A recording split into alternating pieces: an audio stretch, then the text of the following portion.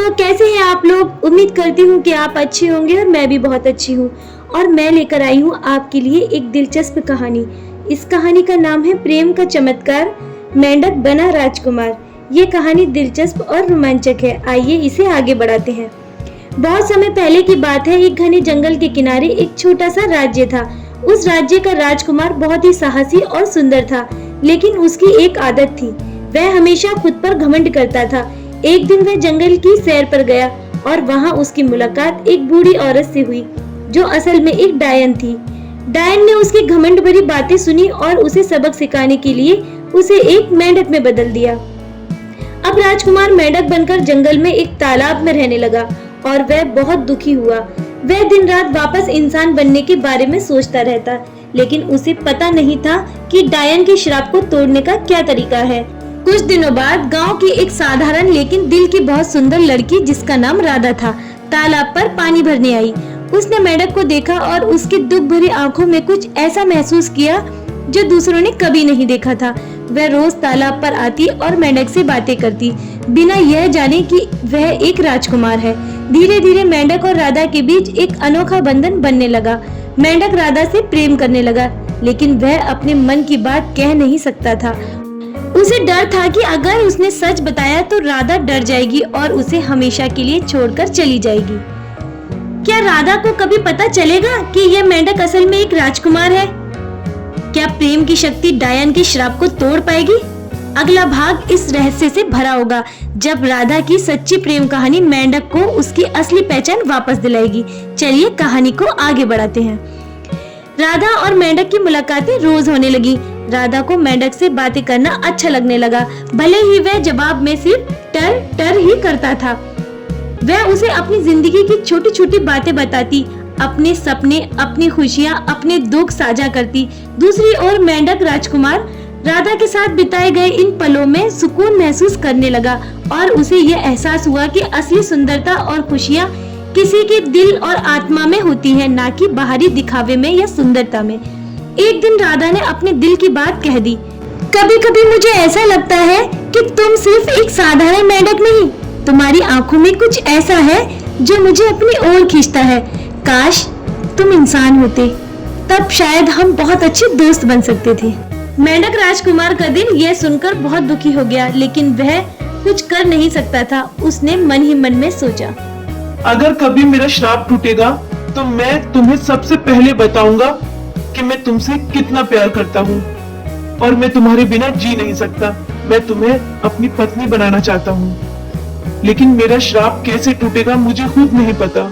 मैं बहुत मजबूर हूँ राधा, और मैं अपने दिल की बात तुम्हें बता भी नहीं पा रहा हूँ। उस रात राधा के सपने में एक अजीब दृश्य आया।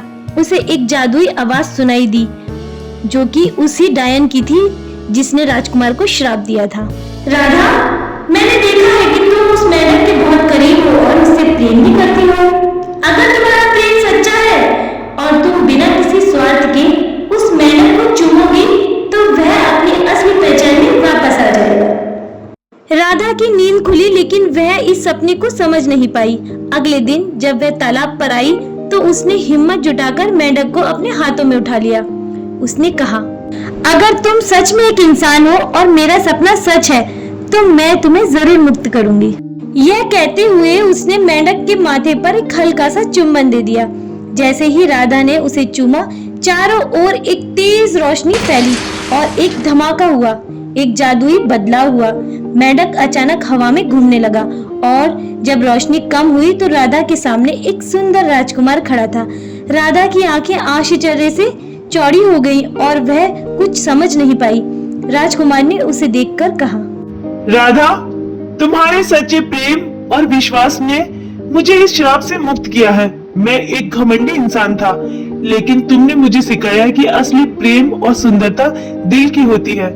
मैं तुमसे बेहद प्रेम करता हूँ और तुम्हारे बिना मैं कुछ नहीं हूँ। डायन ये दृश्य दूर से ही देख रही थी और मन ही मन खुश भी हो रही थी, क्योंकि वह इस श्राप को देखकर बहुत दुखी थी और वह चाहती थी कि राजकुमार जल्दी ही अपनी असलियत को पहचाने और एक अच्छे राजकुमार साबित हो। राधा अभी भी यह सब पर यकीन नहीं कर पा रही थी, लेकिन उसने महसूस किया कि उसकी भावनाएं सच थी। वह मुस्कुराई और कहा, मुझे फर्क नहीं पड़ता कि तुम एक राजकुमार हो या एक साधारण मेंढक, तुम्हारा दिल सच्चा है और वही मेरे लिए महत्वपूर्ण है। और मुझे सुनकर बहुत खुशी हुई कि मेरी वजह से तुम बदल पाई। इस तरह डायन का श्राप टूट गया और राजकुमार ने राधा से शादी कर ली। राजकुमार अपने महल में आकर बहुत खुश था। फिर दोनों ने मिलकर एक नए सफर की शुरुआत की, जहां घमंड की जगह प्रेम और सच्चाई का वास था। दोनों खुशी खुशी अपना जीवन बिताने लगे और जंगल में घूमने जाते। राधा रानी के लिबास में बहुत सुंदर लगती थी।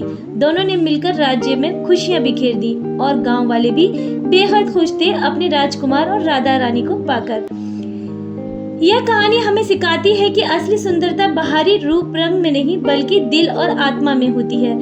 घमंड से कुछ हासिल नहीं होता, लेकिन सच्चा प्रेम और निस्वार्थ भावना किसी भी कठिनाई को पार कर सकती है। राधा का निस्वार्थ प्रेम और विश्वास ही राजकुमार को उसके घमंड से मुक्त करके उसकी असली पहचान में वापस लाने में सक्षम हुआ।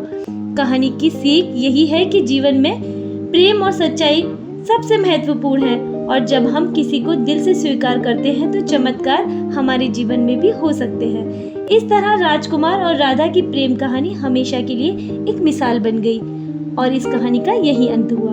उम्मीद करती हूँ कि आपको ये कहानी पसंद आई होगी। कहानी को अंत तक सुनने के लिए आप सभी का बहुत बहुत धन्यवाद। ऐसी ही मजेदार और हॉरर स्टोरीज के लिए सब्सक्राइब करें हमारा चैनल क्रिएचर